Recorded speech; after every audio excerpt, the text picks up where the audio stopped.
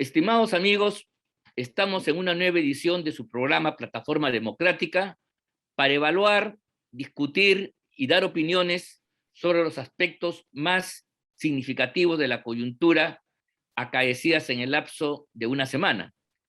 En esta oportunidad tengo el gusto de encontrar con Víctor Andrés García Belaúnde y con Juan Cheput para llevar adelante el programa, el cual, como todos ustedes recuerdan, se transmite por el canal VHTV de Cable Más y las redes sociales de la Coordinadora Republicana y el portal La Abeja. En consecuencia, sin más preámbulo, creo que el tema que ha concitado la atención esta semana que ya concluye ha sido los problemas que se dieron en el Congreso a partir de una decisión que a mi juicio fue temeraria y creo que además un poco injusta, pero en fin, eso ya lo analizaremos, al deponer del cargo, al censurar a la presidenta del Congreso, a partir de unas cuestiones que si bien pueden ser escandalosas o no, sobre todo levantada por una prensa puritana, a mi juicio ponía en riesgo la posibilidad que el Congreso cambie de manos y en lugar de estar como hasta ahora, firme en el campo democrático, bajo una conducción de una alianza de partidos que defienden la república y la democracia, pudiéramos tener un giro que implicara un norte distinto, o que pase en manos del oficialismo o a manos de alguien que evidentemente jugando al medio iba a quitarle combatividad y eficacia al Congreso en su labor de equilibrar y fiscalizar al Poder Ejecutivo. Felizmente eso no ha pasado, porque creo que la elección de Williams un poco a todos nos devuelve la calma. Williams, creo que hay que decirlo con todas sus letras, creo que no solamente es el hombre que dirigió la operación Chavín de Huántar, entonces es un militar experimentado, un jefe en la medida que ha sido general de división, pero al mismo tiempo en este año él ha tenido un liderazgo sobrio, una presencia comedida en el Congreso. Yo no sé si ustedes comparten eso conmigo. Por ejemplo, cuando se produjo la división de las listas en el campo democrático a fines del mes de julio, ¿no? Él tomó distancia de su bancada, que estaba promoviendo conjuntamente con Renovación Popular la candidatura absolutamente equívoca y fugaz de una persona que probablemente en el papel podría tener todos los méritos, como es la doctora Gladys Echaíz, pero que objetivamente no tenía los votos para ello.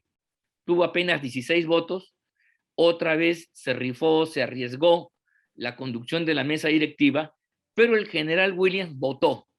Y en segundo lugar, el lunes pasado, Williams ha sido uno de los pocos miembros de esta bancada Avanza País que no se sumó al coro de otros, siguiéndole la cuerda a Bermejo y a los oficialistas que apostaban por la censura de Lady Camones. Él votó en contra, votó en rojo, y en consecuencia eso yo creo que marca un talante, un espíritu, una conducta que yo creo que es importante. Además, en su discurso de asunción del mando, reconoció y saludó a Lady Camones, más allá de la caballerosidad, es un gesto político, por lo que yo considero que ahí se cometió un acto injusto que además puso en riesgo la propia estabilidad democrática del Congreso de la República. Yo quisiera conversar con ustedes dos sobre este tema, que tiene un conjunto de bemoles. Ya un poco la coyuntura se ha cerrado en torno a este asunto, pero sin embargo yo creo que deberíamos dar algún tipo de opinión, sobre todo porque mientras el Congreso se ha paralizado una semana y media o dos para elegir al nuevo presidente y las tensiones que eso trae, y por cierto, yo tengo información que el tema no ha sido fácil tampoco. En fin, esa es la información que yo manejo. Ha habido algunos momentos de riesgo y que la posibilidad de perder la mesa no es solamente una cosa de imaginación, sino fue una posibilidad que felizmente no se ha realizado. Pero entonces yo creo que debemos reflexionar sobre esto porque las tareas importantes del Congreso para plantar cara al gobierno, más allá de las palabras, es en el impulso de un conjunto de tareas que están absolutamente frenadas. En primer lugar, las dos acusaciones constitucionales, la del contra el presidente de la República por traición a la patria, que incluso tiene ya, como saben ustedes, un dictamen favorable por parte del congresista ponente, del congresista delegado, y solamente falta votar en el seno de la comisión, de la subcomisión de acusaciones constitucionales. Pero de esto ha pasado ya 1 mes y 3 semanas. Si se hubiera votado, el tema ya estaría en la permanente. Y si la permanente acusaba, el asunto iba al Pleno del Congreso a una votación de tipo definitiva. Igualmente nos extraña la demora en torno a la acusación que ha formulado la Contraloría General de la República sobre la incompatibilidad de cargos de la señora Dina Boluarte. Eso también duerme el sueño de los justos, y por esa razón entonces este tipo de demoras también tiene consecuencias. Espero que ahora con Williams, en fin, un nuevo comienzo, las cosas vuelvan a su nivel y retomemos estas cosas pendientes que son muy importantes para el país. Empezamos por ti, mi estimado Víctor Andrés, generando tu opinión en general sobre lo acontecido con nuestro Congreso esta semana. A ver, bueno, es interesante el análisis o la radiografía que has hecho del tema. Efectivamente, yo creo que fue una precipitación absurda censurar a la señora Camones, porque finalmente en el audio el que queda mal es César Acuña. Ella no dice nada. Que yo sepa, no se le escucha nada. Su expresión es un poco como dueño del partido, y todos sabemos que los partidos no pueden tener dueño. Los partidos son una colectividad en torno a un programa o un ideal o una doctrina. Por lo tanto, no hay que confundir partido con empresa. En la empresa tú tienes empleados y puedes ordenarle a tus empleados hacer esto, hacer lo otro, pero en el partido no es así. Entonces, aparte de lo que se entiende en ese video, pero en el caso de ella, se entiende un poco, ella no dice nada, pues se puede interpretar que es parte de ese partido, de esa empresa, y que es empleada de la empresa y acepta lo que dice el jefe. Se puede entender eso para algunos, pero no está claro, y ella no dice absolutamente nada. Lo que sí pasa es que ella no se defiende después, ella no deslinda después, y no dice, oiga, esto no es una empresa, esto es un partido, y fue una perorata unipersonal que yo rechazo y que yo repudio, que yo no estoy de acuerdo, o que yo no acepté después. Falta la segunda parte del video que no ha salido, donde yo rechazo todo este tipo de instrucciones, entre comillas. Pero en fin, no se defendió.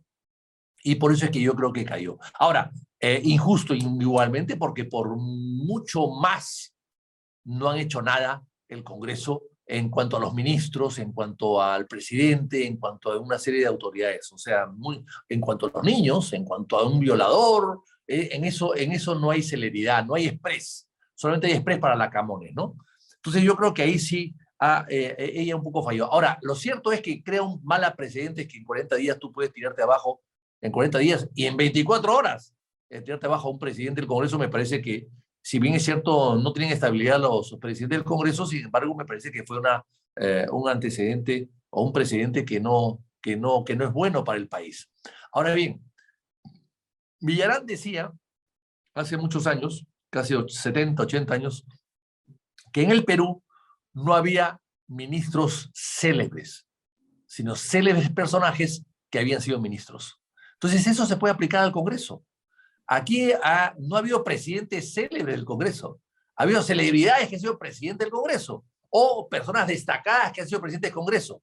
Y evidentemente la señora Camones no era una persona destacada para ser presidente del Congreso. O sea, mejor dicho, la presidencia hacía más por ella que ella por la presidencia. Claro. O sea, lo que quiero decir con ello es que el cargo pesaba más que ella. En cambio, eso no se puede decir, por ejemplo, cuando fue presidente qué sé yo,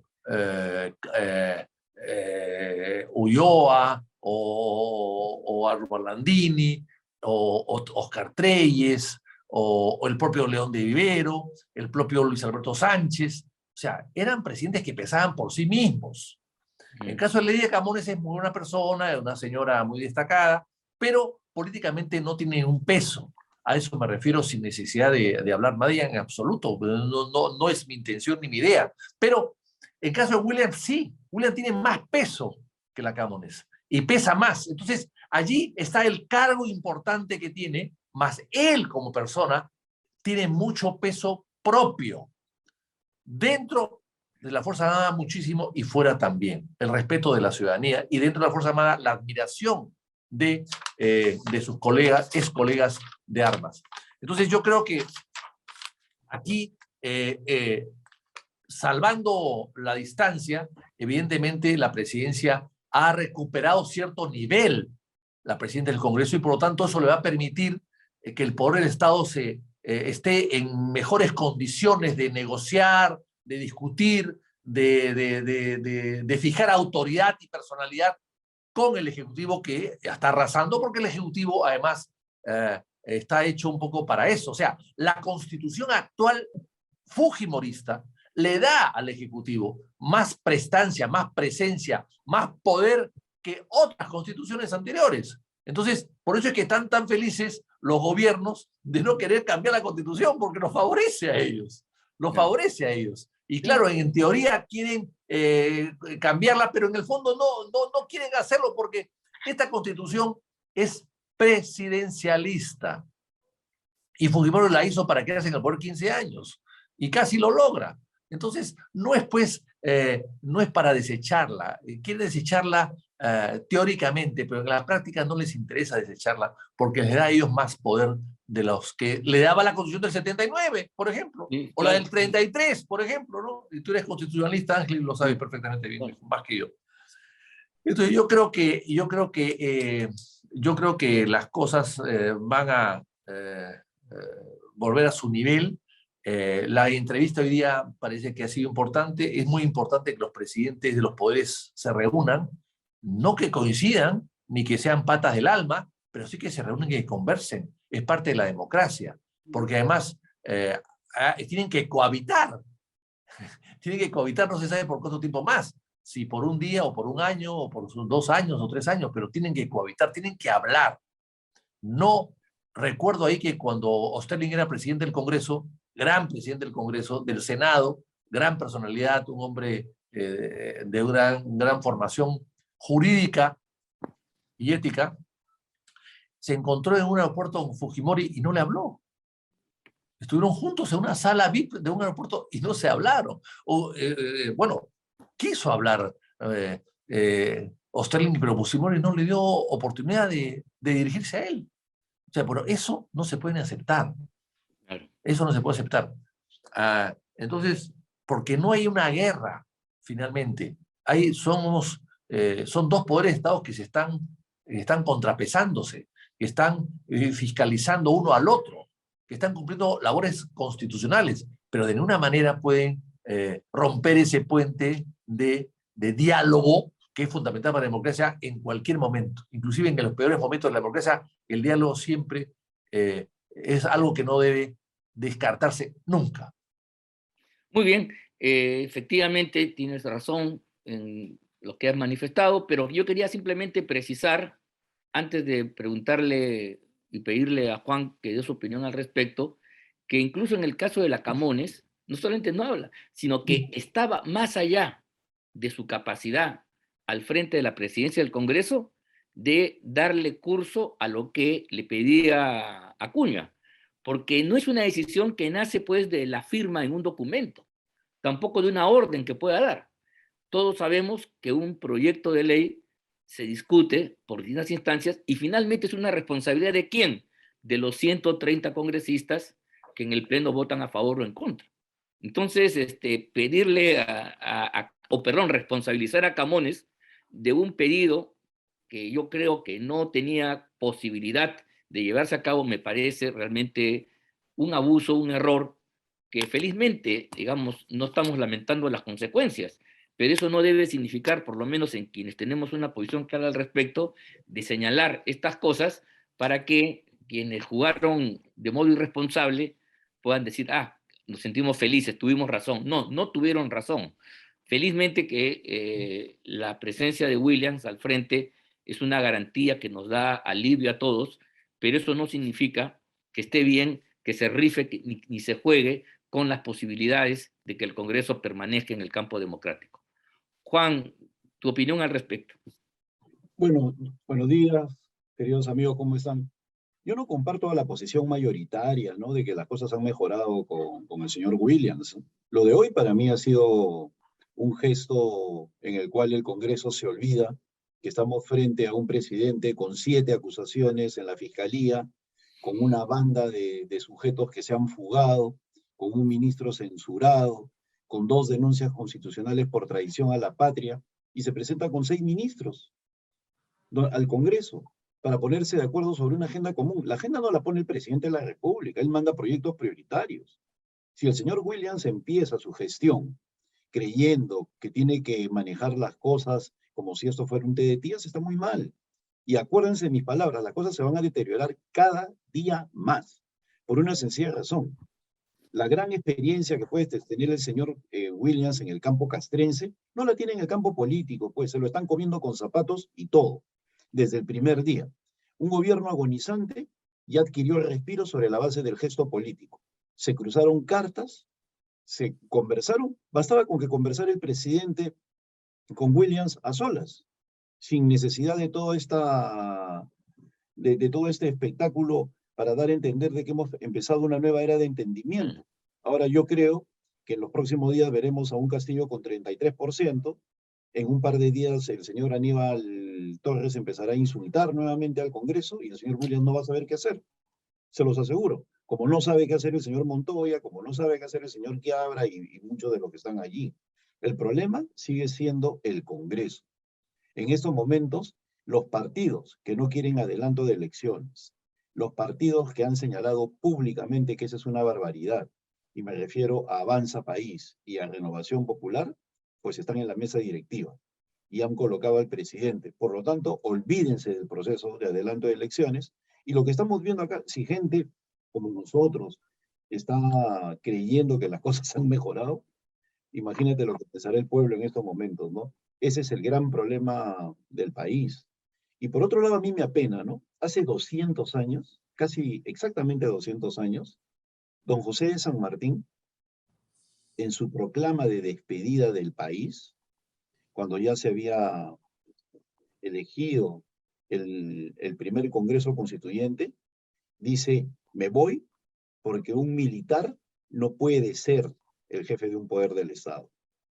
200 años después, palabras más, palabras menos, ¿no? De las naciones, de los estados que se reconstituyen, algo así dice, ¿no? 200 años después, en el aniversario del Congreso de la República, eligen a un militar, ¿no? O sea, con lo cual, la verdad es que yo ya nada me impresiona en el Perú, ya nada me impresiona. O sea, entender que el civilismo, la necesidad de mantener un Congreso con fuerzas armadas subordinadas y no pletóricas porque han colocado un presidente en el Congreso, o sea, eh, es, es parte de todo ese drama institucional que estamos viviendo, una confusión generalizada.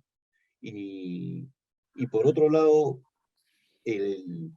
la presencia del señor Williams no va a significar nada con las Fuerzas Armadas, como no significó nada la presencia de Miyashiro, otro héroe, o del señor Octavio Salazar, otro destacado policía respecto al señor Morán como ministro del Interior en el Congreso anterior que cerraron. O sea, no significa nada.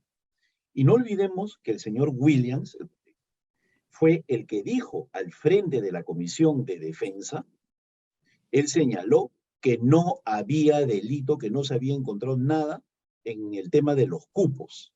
Lo dijo en el mes de noviembre del año pasado. Se puso a investigar el tema de los cupos para el ascenso en las Fuerzas Armadas y Policiales, y ¿qué dijo el general Williams? No hay nada. Caso cerrado. Luego salió un colaborador eficaz y dice que le ha pagado al presidente, ¿no? Entonces, dejemos de lado la corrección política. El Perú está sufriendo porque simplemente estamos viendo las cosas en base a lo que nos muestran las imágenes, pero en el fondo del asunto, la situación sigue siendo completamente dramática para el país, completamente dramática, con estos tipos de ministros, en los cuales unos se van, luego regresan, de una manera absolutamente bochornosa, vergonzosa, eh, y no pasa nada. Nos estamos adormeciendo, estamos permitiendo esta invasión de eventos perniciosos todos para el país y los estamos asumiendo con naturalidad. O sea, yo creo que, la verdad, yo no tengo expectativas sobre la actual presidencia del Congreso. Y en el caso de Lady Camones, lo dije de un primer instante también, era el camino del desastre el que había elegido. ¿Por qué? Porque no tiene experiencia política. En un momento tan complejo como este, se elige a una presidenta del Congreso que en lugar de salir a defenderse al Pleno, cuando le ponen la acusación constitucional, se pone a llorar o se pone a lamentarse en su despacho. Por favor, o sea, la situación no está para ese tipo de política, pues, de políticos en general. O sea, estamos pasando una situación muy, muy grave, muy triste, y yo veo que todo esto está cada vez peor en caída libre. Bueno, sí, efectivamente, por nuestra parte no tenemos ninguna expectativa y que somos críticos, por eso queremos un poco sentar las bases de nuestra crítica y decir, pues, de que, claro, siempre pudo ser peor. En lugar de Williams no hemos podido tener a alguien del oficialismo o parecido, y entonces ahí sí la cosa hubiera sido mucho más evidente. En fin, para Williams, para algunos, da alguna esperanza. Yo creo que efectivamente los límites que tú has señalado son esencialmente correctos. Y mira tú, en este juego de imágenes, porque este intercambio de cartas, esta visita, es una iniciativa de Castillo que la verdad, y claro, lo correcto es que se reúnan los poderes y conversen, eso no está en discusión, como dice muy bien Vitocho. Sin embargo, en este contexto, lo que está haciendo Castillo es construir determinadas imágenes, ¿no?, que le permitan recuperar la iniciativa y buscar un consenso que lo había perdido de modo aplastante hace unos meses atrás. Entonces, combina de modo inteligente, y hay que reconocer que también hay cierta habilidad, pues, ¿no? Los ataques frontales al Poder Ejecutivo, a los medios, a la Fiscalía, diciendo que lo quieren vacar, victimizándose, y termina todos sus discursos, ¿no?, con una rama de olivo, extendiendo la mano y pidiendo diálogo. Mira tú, en las entrevistas que me han hecho en estos días, en provincias, que es un termómetro, la gente como que reclama diálogo. Para el común de la gente, y esto expresado a través de los periodistas de provincias, como que la pelea de poderes genera esta dificultad, este drama, esta crisis que está viviendo la gente en carne propia. Entonces la gente dice, no, la tendencia espontánea, humana, hacia el equilibrio y hacia la pacificación, creo que lleva a que la gente aplauda el gesto de quien tiende la mano, que es un gesto totalmente mediático, absolutamente parte de la guerra de imágenes, de la guerra psicológica que se está también montando en este momento, y hay que reconocer que ya el gobierno ha empezado a mover algunas ideas, algunas fichas, algunas imágenes que por lo menos le han permitido mantenerse en su 20% y un poco más, mientras que el Congreso no tiene todavía esa posibilidad. El Congreso oscila entre un extremismo verbal radical que exaspera a muchos y una poca capacidad práctica para llevar adelante las cosas que dice. Y entonces queda en una suerte de pantano muy peligroso. Y dentro de eso, por ejemplo, quiero yo también comentar con ustedes esta denuncia que ha hecho la congresista Chirinos, como siempre por su cuenta. Mira tú, cuando hay una investigación que está llevando a cabo la Fiscalía, el proceso para que el Congreso de la República intervenga en un juicio político, que en este caso se denomina antejuicio, es cuando hay una petición de la Fiscalía que plantea el levantamiento de fuero. En ese momento interviene el Congreso. plantear una acusación, una denuncia constitucional contra los otros miembros del Congreso a raíz de una serie de dichos que además están siendo investigados. Estamos hablando de delitos. Los delitos se configuran no a partir de decisiones congresales, sino a partir justamente del órgano competente, que es los poderes jurisdiccionales, Fiscalía y Poder Judicial. Entonces, tengo la impresión que otra vez estamos ante esa aventura de querer lanzar cosas que no van a llegar a buen puerto. En fin, es mi impresión. No sé qué es lo que tú, Víctor Andrés, planteas y después ya conversaremos con Juan al respecto, ¿no? Bueno, a ver. Bueno, yo discrepo con Juan, por supuesto, en el mejor de los términos. Yo creo que el tema es, este es el Congreso que tenemos. No podemos pedir en este Congreso, pues, a unas figuras sobresalientes como Ricardo Palma, Porras, Candamo, Pardo, qué sé yo, los grandes figurones de la política del siglo XIX y siglo XX, ¿no? Es muy difícil tratar de comparar este Congreso con aquel Congreso. El Congreso del año 22, que se refiere Juan, el 20 de septiembre, efectivamente San Martín llegó al Congreso y se despojó de sus insignias, se entregó y dijo, el pueblo reasume su soberanía. Eso dijo San Martín. Y fue el 20 de septiembre, ¿por qué? Porque San Martín venía de Guayaquil. Eso se postergó desde abril hasta septiembre, porque se fue a Guayaquil, regresó, etc. Y después de darse cuenta que no podía derrotar San Martín a las huestes españolas, él decide renunciar. ¿Por qué? Porque tenía 4.000 hombres y el ejército realista eran 25.000. No había manera de derrotarlo si no tenía apoyo. Y el apoyo que tenía él se lo pidió a Bolívar y Bolívar no se lo dio. Bolívar le dijo una frase famosa, le dice, no puede haber dos soles en el firmamento. O sea, usted o yo. Entonces San Martín dijo, bueno, yo me pongo pues a su servicio. No. No puede haber dos soles en el firmamento. O usted o yo. Sí, pues. Entonces Sí, San Martín dijo, bueno, yo no puedo hacer porque con 4.000 hombres yo no hago nada. Con 4.000 hombres que era su ejército que cruzó los Andes y que llegó a Lima, no podía hacer mucho ante los 25.000 que tenía el ejército realista, ¿no? Entonces, San Martín, bueno, pero sin embargo, Pasoldán, el historiador, porque amigo Pasoldán es el matemático, el científico, el historiador, critica mucho ese Congreso y dice, por ejemplo, que había intereses privados, que había mucho egoísmo, mucho resentimiento. O sea, critica algunos sectores de ese Congreso. Hay que recordar que ese Congreso, por ejemplo, no era más representativo que el actual, por una sencilla razón. Ángel, tú lo vas a comprender y Juan también. Ese Congreso tenía 78 miembros, ese Congreso del año 22. Lima tenía 8 diputados. 8 diputados. ¿Cuánta gente vivía en Lima en ese momento? Según el censo anterior, 20 años antes hubo un censo en el Perú, el año 1898-99 hubo un censo. Lima tenía 119.000 personas, habitantes. 119.000, menos que Trujillo, menos que Arequipa, menos que Cusco. 119.000 habitantes.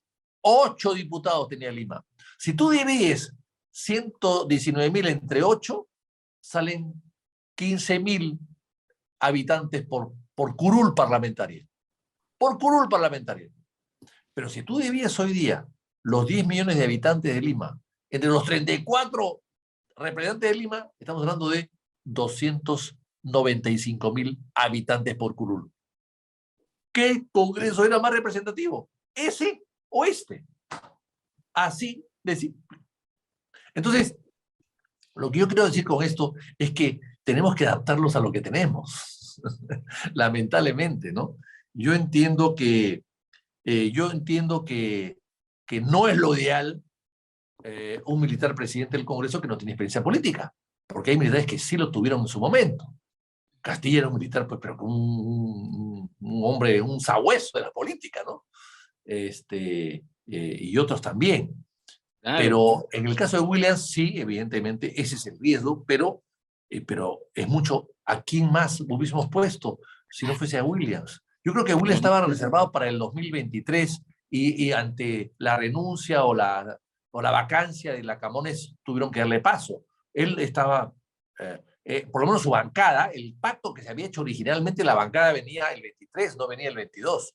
Pero las circunstancias lo llevaron y lo empujaron allí. Por eso es que ha asumido el cargo sin mayores resistencias, críticas, ni sospechas de que quiere quedarse o que quiere cerrar el Congreso, etcétera, porque no estaba dentro de su esquema ser el partido y él ser presidente ahora, sino dentro de un año. Así que quizás por eso, pero claro, pero no comparemos lo que decía Juan a Salazar o a Miyashiro o con Williamson. Una cosa es los generales de la policía y otra cosa son los generales de la Fuerza Armada, ¿no? Ellos mismos hacen la distinción. Yo no la hago, pero ellos mismos hacen la distinción y por lo tanto no, un policía no tiene el arraigo en la Fuerza Armada, inclusive en la policía, que lo tiene un general del ejército. No. Ahí, Vitocho, yo decía en relación a Morán. Ya. Lo dejé claro, ¿no? En relación a Morán como ministro del Interior. Ya, sí, perfecto. Perfecto, pero entonces yo lo que quiero decir es que no soy tan pesimista como Juan, no soy tan pesimista como Juan, soy un poco más entusiasta. Crisis como esas hemos pasado muchas en los 200 años que tenemos en el Perú, el Congreso es más viejo que la República, la República nace en el Congreso, el Congreso es el recipiendario de la soberanía popular, en fin. Simboliza la República finalmente. Entonces yo creo que, en fin, tenemos lo que tenemos y hay que aceptar lo que tenemos y lamentablemente yo creo que el diálogo es bueno, guardando las independencias, pero eso no debe permitir que, porque hay diálogo, te tiemble la mano después para aplicar una guillotina si es necesario, ¿no? A eso me refería yo. Bueno, efectivamente, bueno, es parte pues de distintos sentimientos que nos despierta un Congreso que tiene que cumplir una labor que por lo que evidentemente su gente no está a la altura de las circunstancias. Eso hace más aguda la distancia, porque deberíamos tener un Congreso frente a un Ejecutivo como el encabezado por Castillo, con todos los problemas que tiene. La única posibilidad de estabilizar la República y darle un curso es con un Congreso de otro tipo.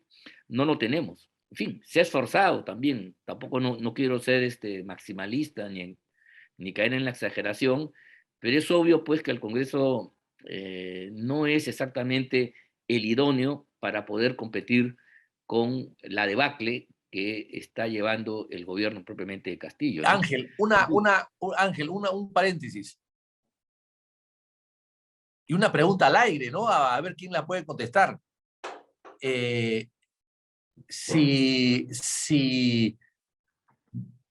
en vez de Olachea era el presidente del Congreso Williams, la Fuerza Armada y la policía, ante el arrebato inconstitucional de ser el Congreso de Vizcarra, hubiesen rodeado el Congreso e impedir, por ejemplo, que los congresistas salgan hasta las 2, 3, 4 de la mañana que estuvieron ahí encerrados, estuvimos todos encerrados. O sea, ¿qué cosa cuál hubiese sido la reacción de la Fuerza Armada y la policía si hubiese sido el presidente Williams en ese momento, por ejemplo?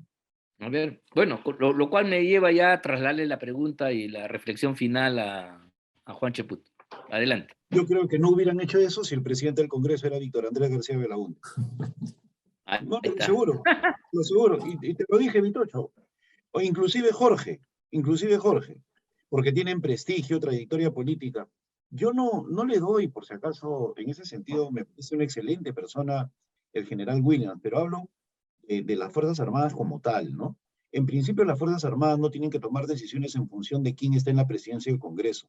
Tienen que respetar la institución. Y en todo caso, me hubiera gustado más que ese gesto de no rodear el Parlamento, me hubiera gustado que los 3 miembros del Comando Conjunto, más el presidente del Comando Conjunto, no se hubieran tomado una foto con Vizcarra, pues. Con Esa eso fue nomás, terrible. ya, solamente con eso ya estaban ellos demostrando un absoluto grado de sumisión y de vergüenza histórica. Así Así, es.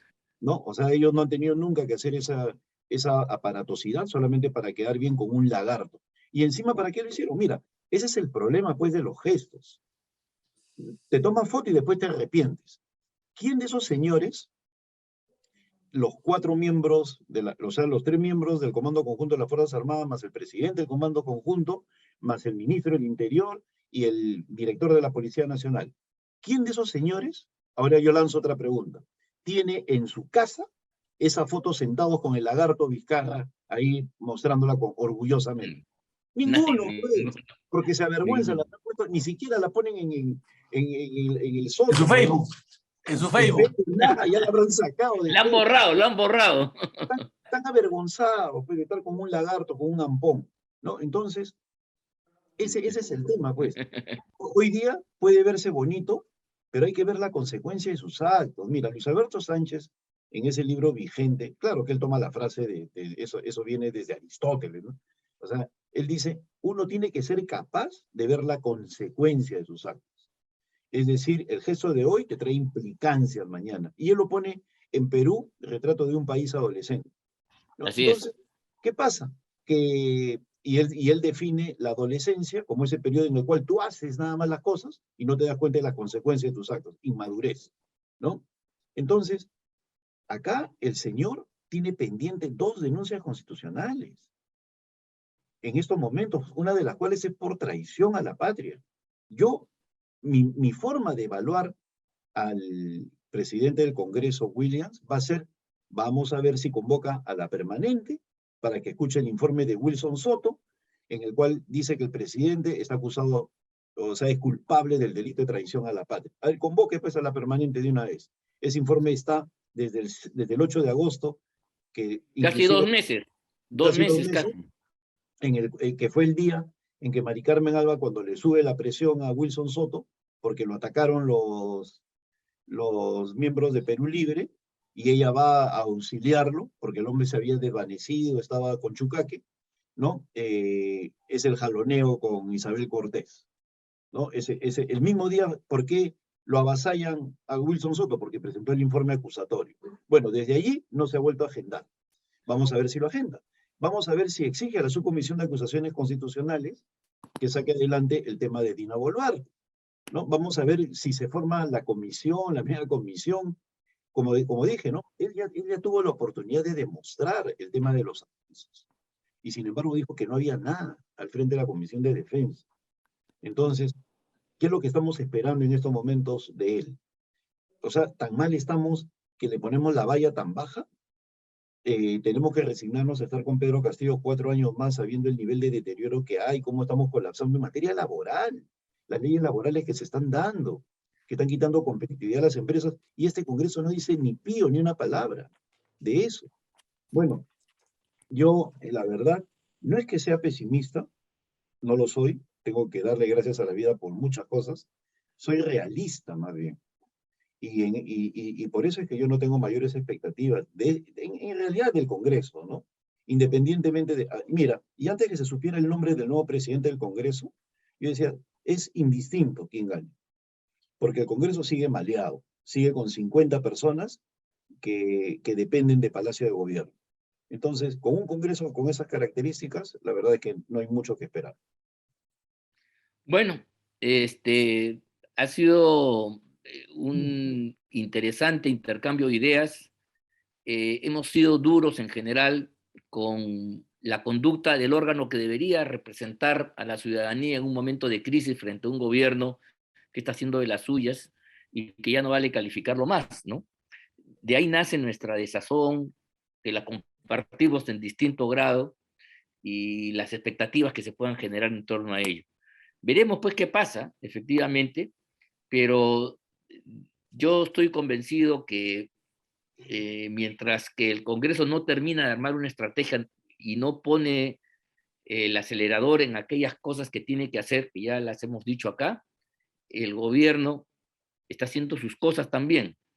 Y es verdad que el gobierno está caracterizado por múltiples torpezas, ¿no? En estos de campeonato, pero también en medio de ese fragor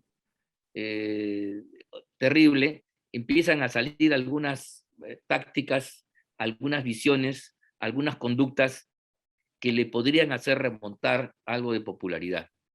Creo que eso es un poco lo que estamos viviendo el día de hoy. En la medida que no se puede producir un desenlace y se posterga, entonces la tarea se traslada al campo de acumulación de fuerzas. ¿Quién va a acumular más fuerzas en las próximas semanas o meses para ese desenlace político que aparece diferido?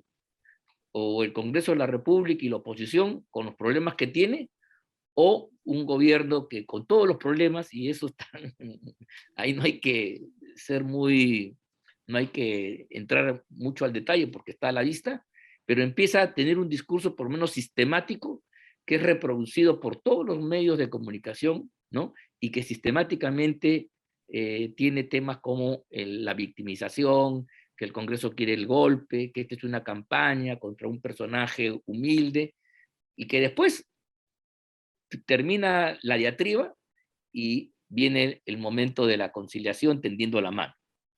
Ese juego no es un juego, por supuesto, nada novedoso, se ha aplicado en otras partes, pero un poco me trae a colación lo que Goebbels dijo, ya famosa, la famosa frase, miente, miente, miente, miente, que algo queda.